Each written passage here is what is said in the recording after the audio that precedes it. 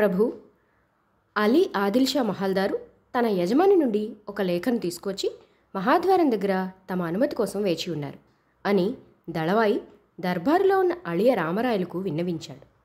రాజు దళవాయితో, అలీ ఆదిల్ షా మహల్దారుకు జాసోటి చావడి, హజర చావడీలకు వెలుపల ఆనందమహల్లో విడిది ఏర్పాటు చేయండి.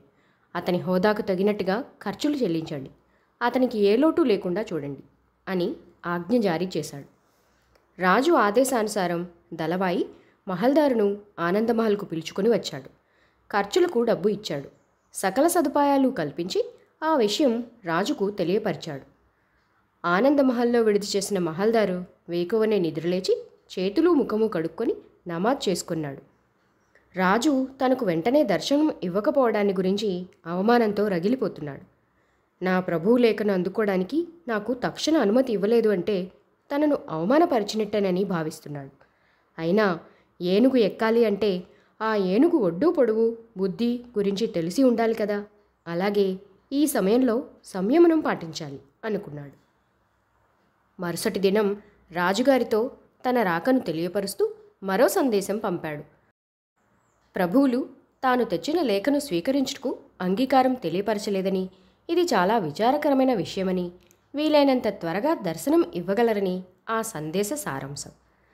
ఏదో ముఖ్యమైన సందేశం అవ్వడం వల్లనే ఇలా ఒత్తిడి పెడుతున్నాడని భావించి దర్శనానికి మహల్దారును తీసుకురమ్మని దళవాయికి రాజు ఆజ్ఞ ఇచ్చాడు.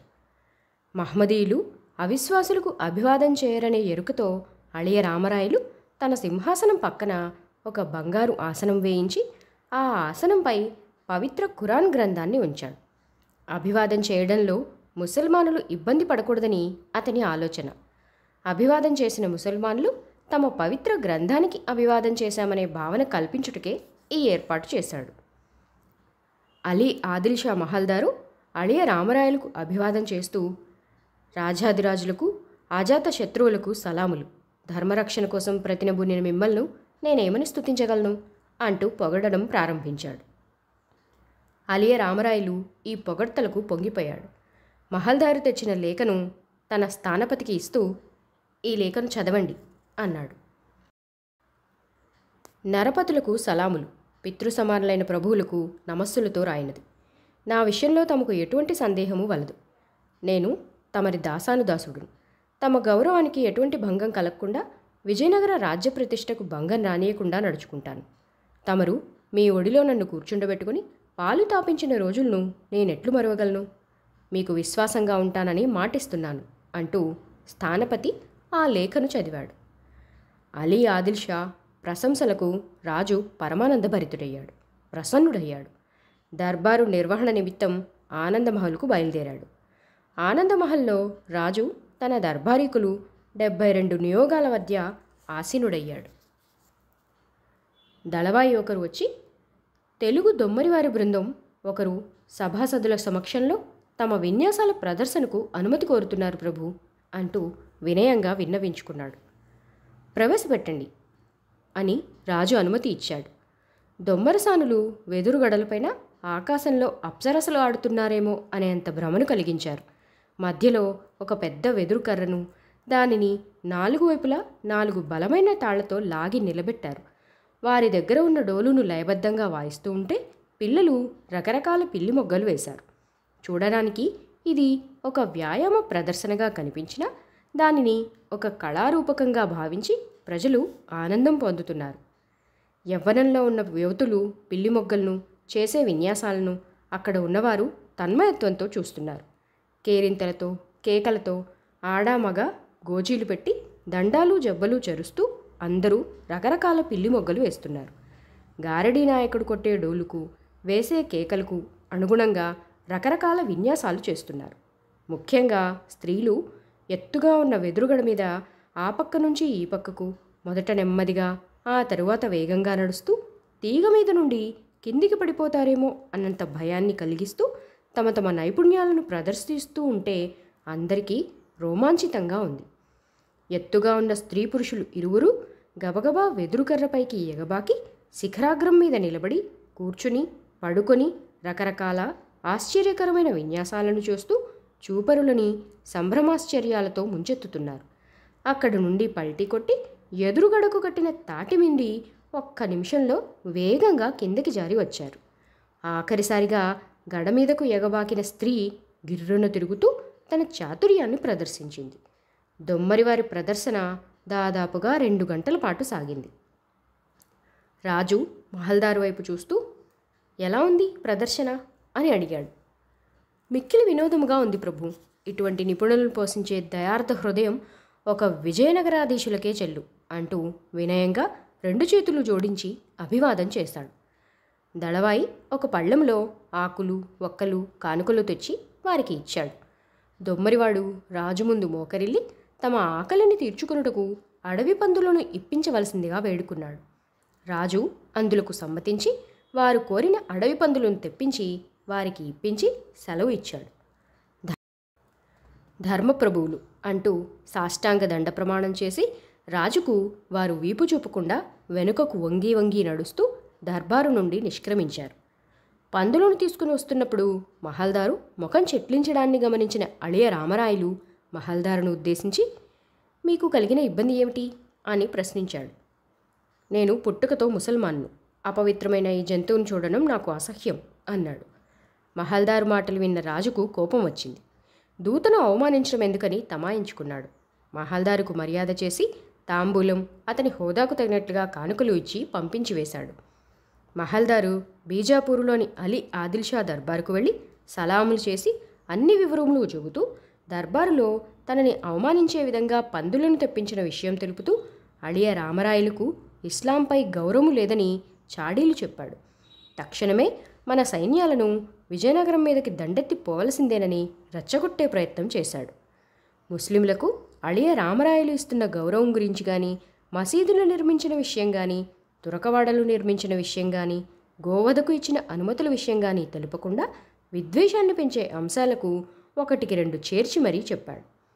మహల్దారు పితురి విన్న పాదుషా, నరపతి నన్ను కుమారా అనే పిలిచే హోదా ఇచ్చారు కాబట్టి నేను ఆయనకు ఎటువంటి హాని చేయలేను. ఆయన నాకు పితృ సమానుడు. ఆయనకు ఎదురు వెళ్ళడం ధర్మం కాదు అంటూ చెప్పాడు. స్వప్రయోజనం కోసం వీరి మధ్య ద్వేషాన్ని పెంచడానికి, మతాన్ని అందుకు ఉపయోగించుకోవడానికి అవకాశం దొరకలేదని మహల్దారు నిరుత్సాహపడ్డాడు.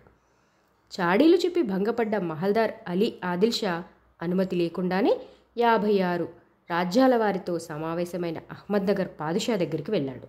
ఆ సమయంలో వారు నర్తకీమరుల నృత్యంలో, వీణావాద్య నిపుణుల వీణాగానంలో మునిగి ఉన్నారు. సంగీతానికి అనుగుణంగా తల ఊపుతూ మధువు సేవిస్తూ ఉండగా మహల్దార్ ప్రవేశించి విజయనగరంలో తనకు జరిగిన అవమానాన్ని మరింత అతిశయోక్తులు జోడించి అది ఇస్లాంకు జరిగిన అవమానంగా చిత్రించే ప్రయత్నం చేశాడు. అయితే హుస్సేన్ నిజాం షా మహల్దార్తో, నీవు నీ ప్రభు అనుమతి లేకుండా ఇక్కడికి రావడం సరికాదు. నీవు నీ నరపతికి కదా ఫిర్యాదు చేయవలసింది అంటూ అసహనం ప్రదర్శించాడు. ఇలాంటి స్పందనను ఊహించని మహల్దారు కంగుతిని చివరి ప్రయత్నంగా, ప్రభు, నేను నా నరపతుల వారికి ఈ అవమానం గురించి విన్నవించాను. వారు నేను చెప్పిన సత్యాన్ని అంగీకరించకపోగా వారు విజయనగర ప్రభువుల కుమారుడి హోదా పొందారట. తాను విజయనగర ప్రభువులకు వ్యతిరేకంగా చేయి ఎత్తనని చెప్పారు. అందులోకే నేను ఇస్లాంకు జరిగిన అవమానం గురించి చెప్పడానికి తమ చెంతకు వచ్చాను అంటూ నక్క వినయంతో చెప్పాడు. శత్రువు మిత్రుడు తనకు శత్రువు అన్నట్టు తమ శత్రువు పట్ల అలీ ఆదిల్షా అభిమానంతో ఉండడాన్ని సహించలేకపోయాడు హుసేన్ నిజాం షా. మనమంతా ఏకమై విజయనగర సామ్రాజ్యాన్ని తుదముట్టించవలసింది అని మిగిలిన పాదుషాల వైపు చూశాడు. అందరూ ముక్తకంఠంతో అవును అవును అంటూ మద్దతు తెలిపారు. జహల్నాపూర్లో అడియ రామరాయల రాయబారిగా ఉన్న తిమ్మాజీ మహ్మద్నగర్లో హుసేన్ నిజాం షా బృందం యుద్ధ సన్నాహం గురించిన సమాచారాన్ని గూఢాచారి ద్వారా విజయనగరానికి పంపాడు. అందమైన ఉద్యానవనంలో సదాశివరాయలు, అడియ రామరాయలు, తమ మంత్రులు, సేనాలు, యుద్ధ నిపుణులు, 72 వినియోగాల వారు అందులో సమావేశమై ఉన్నారు. ఇక్కేరి కృష్ణప్పనాయుడు, చందరవాద భీమనాయుడు, ఆదవాణి వెంకటపతి నాయుడు, శ్రీరంగపట్టణ రామరాజు, దేహనహళ్ళి హనుమప్పనాయుడు వంటి ముఖ్యమైన నాయకులు ఆ సమావేశంలో ఉన్నారు. అళియ రామరాయలు అందరూ ఉద్దేశించి, ముసల్మాను పాదుషాలు అందరూ ఒక్కటై తమ సైన్యంతో విజయనగరాన్ని ఆక్రమించే ఉద్దేశంతో మనపై దండెత్తి వస్తున్నారు. మీరందరూ యుద్ధానికి సిద్ధంగా ఉండండి. మీ సైనిక బలాన్ని సిద్ధం చేసి అవకాశం ఉన్న చోట కొత్త వారిని కూడా సైన్యంలో చేర్చుకోండి. ఇది మనకు పరీక్షా సమయం. విజయనగరం వైపు కన్నెత్తి చూసేందుకు శత్రువు భయపడాలి. మన పౌరుషం చూపించే సమయం ఆసన్నమైంది అంటూ ఆవేశంగా మాట్లాడాడు. సమావేశంలో ఉన్న నాయకులందరూ తమ విలుకాళ్లను, బల్లాలు విసిరేవారిని, ఏనుగులను, గుర్రాలను, కాల్బలమును, ఏనుగు ఫిరంగులను, పల్లకీలను ఎన్నెన్ని సమకూర్చగలరో ఒక్కొక్కరు పోటీలు పడి ప్రకటించారు. అళియ రామరాయలు మంత్రులను, మండల నాయకులను అనేక విధాలుగా ప్రోత్సహించారు. దుర్గాధ్యక్షులకు పట్టు జరీ చొక్కాలు, ఆకుపచ్చని ఉన్ని వస్త్రాలు, బందరు అద్దకపు వస్త్రాలు, జరీ వస్త్రాలు, తలపాగాలు వంటి యోగ్యమైన వస్త్రాలను, ధనాధ్యక్షులకు ముత్యాల కలికితురాయిలు, కంఠహారాలు, రాళ్లు తాపిన కంకణాలు, మోహనమాలలు, నవరత్న కుండలాలు వంటి ఆభరణాలు, సైన్యాధ్యక్షులకు డాలు, ఖడ్గము, చక్రము, విల్లమ్ము, నాగాస్త్రము, భిండీవాలము, ఈటె, గద, అంకుశం వంటి 32 రకాల ఆయుధాలను తెప్పించి వారందరికీ గౌరవముతో ఇచ్చాడు. స్ఫూర్తిదాయకంగా, గౌరవప్రదంగా, మధురోక్తులతో వారిని యుద్ధానికి ఒప్పించాడు. తదుపరి వారి హోదాకు తగినట్టుగా వారి కుటుంబాలకు నెలవారీ వార్షిక భరణాలను ఇచ్చాడు. తదుపరి దుర్గాధ్యక్ష, ధనాధ్యక్ష, సైన్యాధ్యక్ష, పురోహిత, దూతి దైవజ్ఞ మొదలగు సప్త అమాత్యులతో సమావేశమై యుద్ధ తంత్ర రచనకు పూనుకున్నాడు. రామరాయలు ఇలాంటి ఏర్పాట్లలో ఉండగా 3వ రోజున గూఢచారులకు ఒక ముఖ్య సమాచారం తెలిసింది. అహ్మద్నగర్, బీదర్, గోల్కొండ నవాబులు అలీ ఆదిల్షాకు ఒక వార్తను పంపిరాననేది ఆ సారాంశం. అలీ ఆదిల్షా ఈ 3 పాదుషాలు పంపిన సందేశంలో, మేము 3 పాదుషాలు విజయనగరంపై దండయాత్రకు బయలుదేరుతున్నాం. నీవు తప్పకుండా మా కూటమిలో చేరాలి. నీ ఆధీనంలోని ప్రాంతం గుండా మా సైన్యాలు ప్రయాణం చేయవలసి ఉంటుంది కాబట్టి ఆ దారిలో సైన్యం వెళ్ళడానికి మాకు అనుమతి కావాలి. నీవు కూడా మాతో చేరి యుద్ధంలో పాల్గొంటే నీకు ఊహించలేనన్ని సంపదలు సంక్రమిస్తాయి అని ఉంది. అలీ ఆదిల్షా 3 పాదుషాలకు పంపిన తిరుగు సమాచారం కూడా అందింది. నేను రామరాయలకు వ్యతిరేకంగా చేయి ఎత్తకూడదు. నేను ఆయన కుమారుడిగా పిలువబడే స్థానాన్ని పొందాను. ఆయనకు ఎటువంటి ద్రోహాన్ని తలపెట్టను అన్నది ఆ సమాచార సారాంశం. ఈ విషయాన్ని గూఢాచారుల ద్వారా తెలుసుకున్న రామరాయలు చాలా సంతోషించాడు.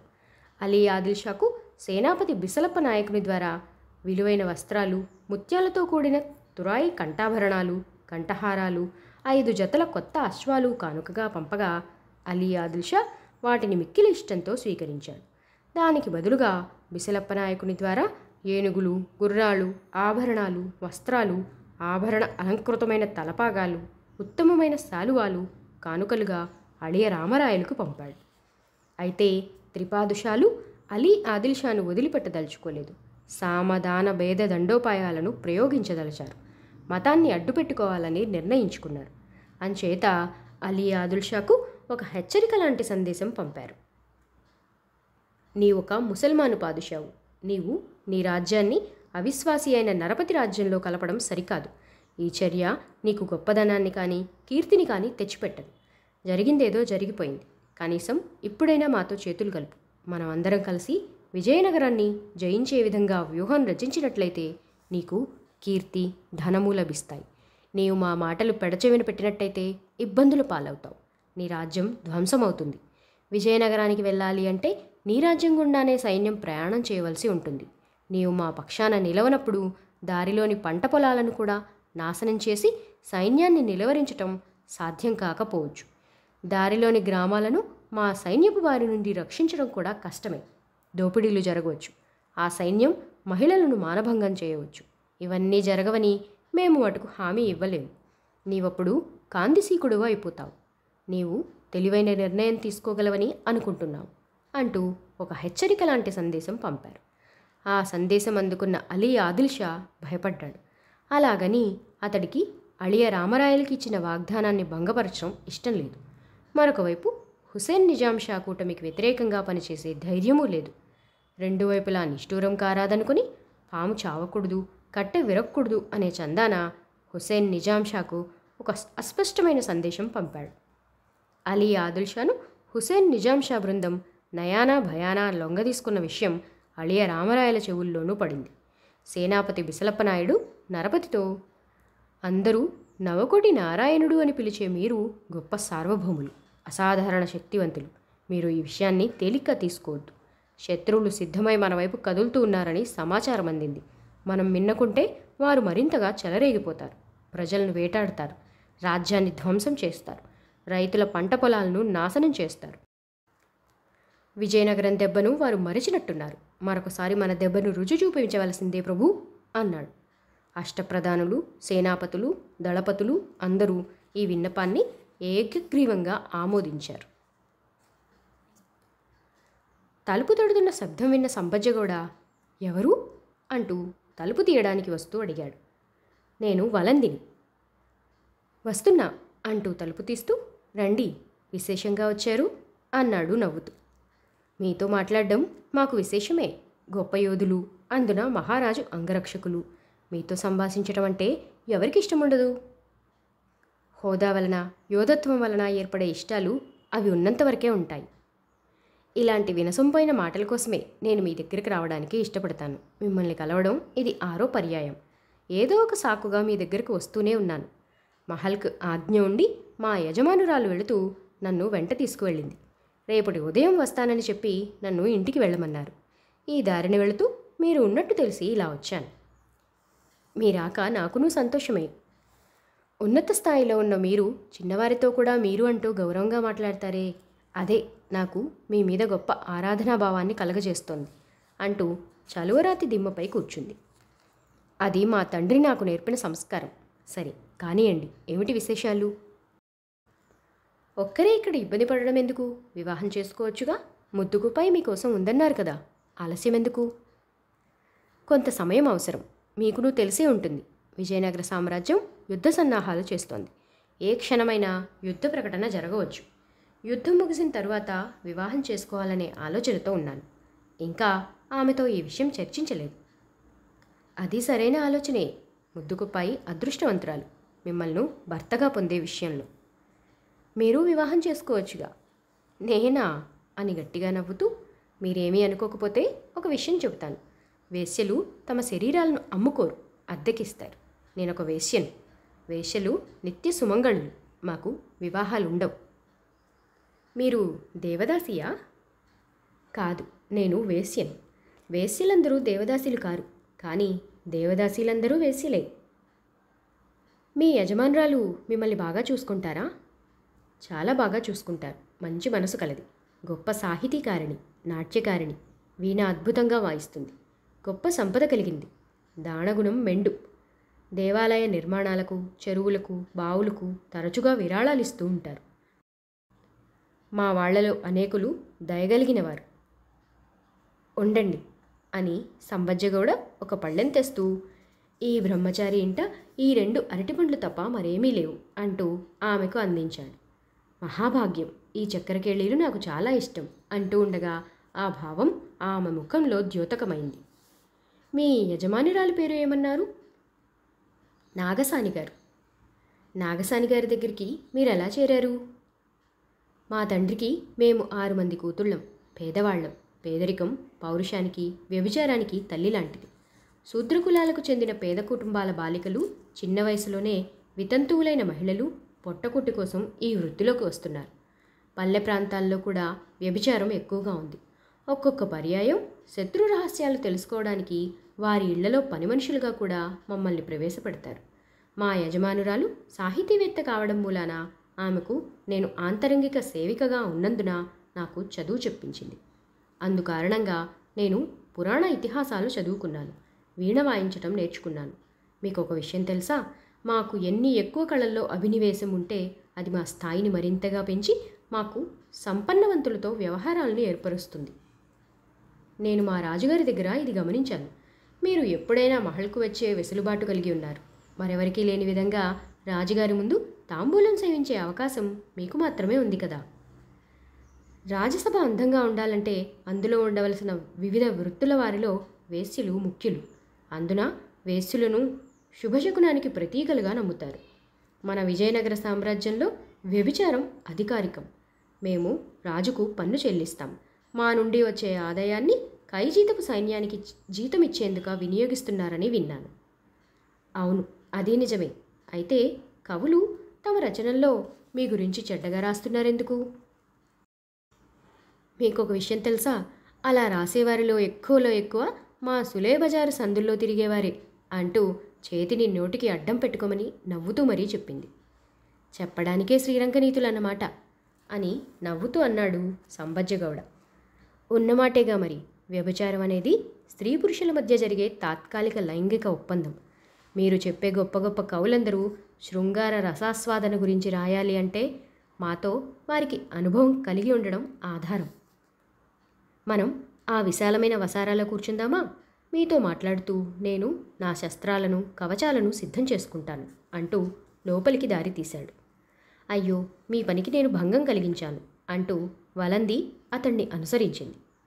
కొత్త విషయాల మీద నాకు ఆసక్తి మెండు, అందువల్ల మీ వ్యక్తిగతమయ్యే కొన్ని ప్రశ్నలు అడుగుతాను, మరోలా భావించరాదు మరి అంటూ కరవాలాన్ని శుభ్రం చేయడం ప్రారంభించాడు. అయ్యో, మీ విషయంలో అలా ఏమీ అనుకోను, నిరభ్యంతరంగా అడగొచ్చు. వ్యభిచారం స్వీకరించేందుకు ఏదో క్రతువు ఉందని విన్నాను. వలంది వెంటనే మాట్లాడలేదు, ఆలోచనలో పడింది. అడగకూడనిది అడిగానేమో అని సంబజ్జగౌడ కంగారు పడ్డాడు. బహుశా ఆమె గతం గుర్తు రావడం వల్ల కొంత సమయం తీసుకొని, అవును, 12 సంవత్సరాల వయసులో వేశ్యావృత్తిని స్వీకరింపజేస్తారు. ముద్రాధికోత్సవం అనే మతపరమైన ఆచారాన్ని నిర్వహిస్తారు. చైత్రమాసంలో పౌర్ణమి నాడు జరిగే ఈ కార్యక్రమానికి వేశ్యలందరినీ ఆహ్వానిస్తారు. ఆ అమ్మాయికి అద్దంలో ముఖం చూపిస్తారు. మేము అద్దాన్ని మహాలక్ష్మిగా భావిస్తాము.